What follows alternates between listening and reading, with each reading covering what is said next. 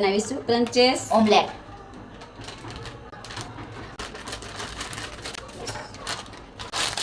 Cutting કરેલા કાંદા, ટમેટા, તે મરચી. આપણે લીધો છે ચણાનો લોટ. એમાં લઈશું મીઠું, પાણી. આને આપણે સરસ રીતે આમ પહેલાં મિક્સ કરી દઈશું. બેટર આપણે ઉમેરી દઈશું, રીતે ફોલ્ડ કરી દેવું. ક્લિપ આ જાય એકદમ ગરમ ગરમ પાણીમાં.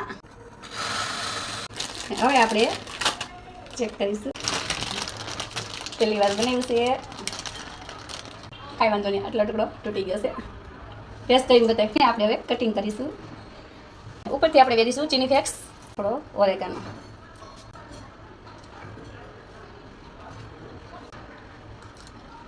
જે સ્વાદ છે એકદમ બેસ્ટ.